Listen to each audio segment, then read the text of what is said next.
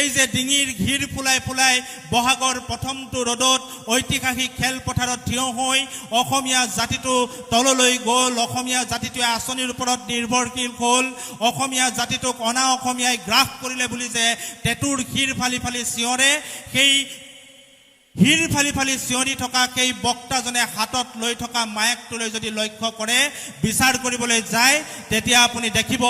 যে সেই ডিঙিৰ শিৰ ফুৰাই ফুলাই অনা অসমীয়াৰ পৰা অসমীয়া জাতিটোক সাৱধান হ'বলৈ কৈ থকা সেই নেতাই লৈ থকা মাইকটো, সেই মাইকটো কোনোবা এগৰাকী অনা অসমীয়াৰ পৰা বিনামূলীয়াকৈ আনি ডিঙিৰ শিৰ ফুলাই ফুলাই ভাষণ মাৰি থাকে।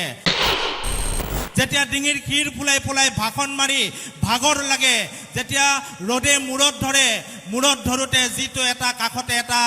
ৰভাঘৰ বনাই থয়, সেই ৰভাঘৰটো ক'ৰ পৰা আনে যদি আপুনি চাই, তেতিয়া দেখিব কোনোবা এগৰাকী অনা অসমীয়াৰ পৰাই সেই ৰভাঘৰটো বিনামূলীয়াকৈ আনিছে।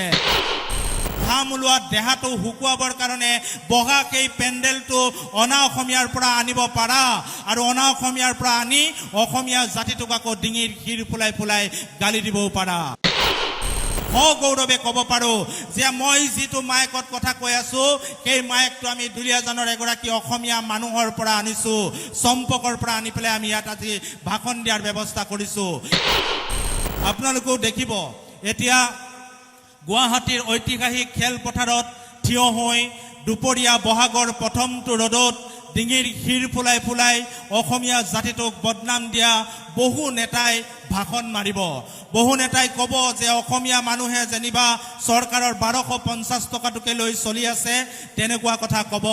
অসমীয়া মানুহে কি কৰিব লাগে, অসমীয়া মানুহ কেনেকৈ আগুৱাই যাব লাগে, অসমীয়া মানুহে কাম নাই কৰা কাম কৰিব লাগে, অনা অসমীয়াই বজাৰ দখল কৰিছে বুলি টেটু ফালি শিৰ ফালি বহাগৰ ভৰ দুপৰীয়া ঐতিহাসিক খেলপথাৰত থিয় হৈ পেলাই ভাষণ দিয়া বহু নেতা আমি এতিয়া দেখিবলৈ পাইছোঁ। কিন্তু অতি পুতৌ লাগে, এই যে ডিঙিৰ ঘিৰ ফুলাই ফুলাই বহাগৰ প্ৰথমটো ৰ'দত ঐতিহাসিক খেলপথাৰত থিয় হৈ অসমীয়া জাতিটো তললৈ গ'ল, অসমীয়া জাতিটোৱে আঁচনিৰ ওপৰত নিৰ্ভৰশীল হ'ল, অসমীয়া জাতিটোক অনা অসমীয়াই গ্ৰাস কৰিলে বুলি যে টেটুৰ শিৰ ফালি ফালি চিঞৰে, সেই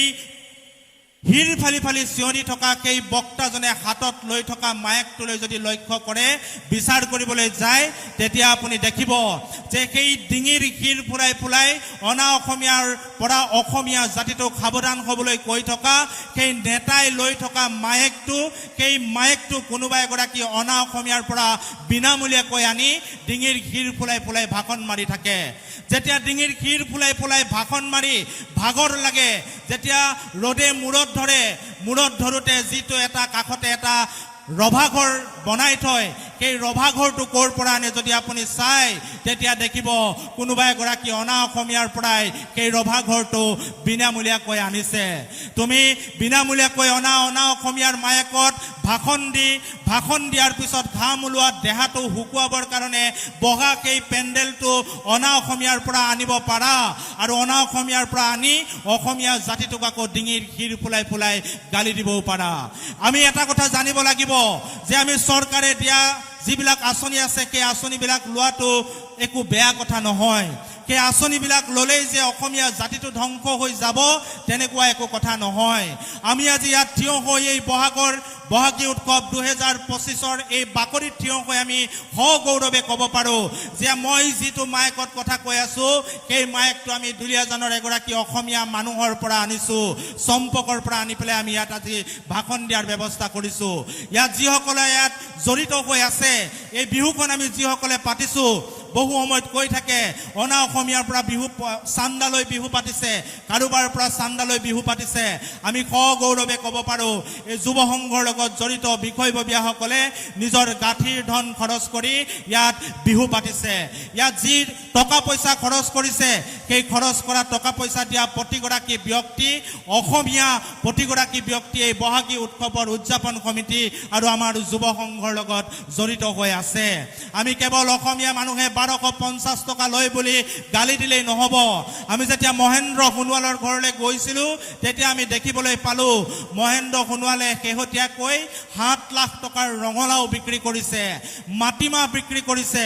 মহেন্দ্ৰ সোণোৱালৰ দৰে অসমীয়া মানুহ আছে যি চৰকাৰৰ আঁচনিলৈ বাদ নাচায় সেই অনা অসমীয়াৰ মায়েকত টেটুফলা নেতাসকলে জনা উচিত পম্পী বৰাই ঘৰত তেখেতৰ তাঁতশালত টঙালিৰ পৰা চাৰ্টৰ পৰা গামোচাৰ পৰা সকলো বস্তু তেওঁ তৈয়াৰ কৰে আচাৰ তৈয়াৰ কৰে কাঠফুলাৰ খেতি তৈয়াৰ কৰে চিলাইৰ কাম কৰে সেই পম্পী বৰাই লাখপতি আঁচনিৰ কাৰণে ৰৈ থকা নাই কাৰণ তেখেতে প্ৰয়োজন বোধ কৰা নাই যি প্ৰয়োজন বোধ কৰিছে তেখেতে কৰিছে যি প্ৰয়োজন বোধ কৰা নাই তেখেতসকলে আগবাঢ়ি গৈছে আমি এতিয়া মই ইয়াত থিয় হৈ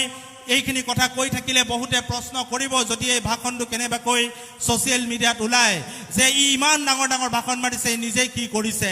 আমিও চেষ্টা কৰি আছো আমিও শিকিছো আৰু সগৌৰৱে ক'ব পাৰো আমি যুৱ সংঘৰ যিসকল বিষয়ববীয়া আছো আমি কেইগৰাকীমান বিষয়ববীয়াই আমি ব্যৱসায়ৰ জৰিয়তে নিজেই স্বাৱলম্বী হ'বলৈ চেষ্টা কৰিছো আমাক কিশোৰ বৰা ডাঙৰীয়াই যথেষ্টখিনি সহায় কৰিছে আৰু আমি আজি গৌৰৱে ইয়াত থিয় হৈ ক'ব পাৰো আজিৰ তাৰিখত আমি প্ৰত্যক্ষভাৱে 100 জন আমি যুৱকক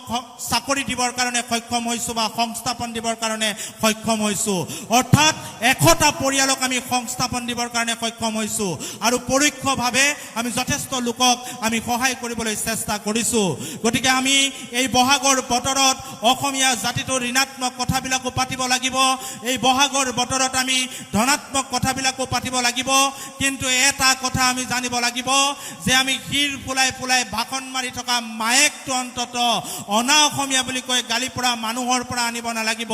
আমাৰ মূৰৰ ওপৰত থকা এই চালিখন অনা অসমীয়াৰ পৰা আমি বিনামূলীয়াকৈ আনিব নালাগিব কাৰণ অসমীয়া জাতিটো এতিয়াও শক্তিশালী অসমীয়া জাতিটোৱে গাঁঠিৰ ধন ভাঙি এখন বিহু পাতিব পাৰে কাৰো ওচৰত হাত নপতাকৈ সেই কথাটো আমি প্ৰতিগৰাকী অসমীয়াই প্ৰমাণ কৰি দিব লাগিব আৰু এই বহাগৰ বতৰতে আমি অসমীয়া জাতিটো এটা শক্তিশালী জাতি হিচাপে মেৰুদণ্ড পোন কৰি আমি জীয়াই থকা এটা জাতি হ'বৰ কাৰণে প্ৰত্যেকেই পণ ল'বৰ কাৰণে মই আহ্বান জনাইছো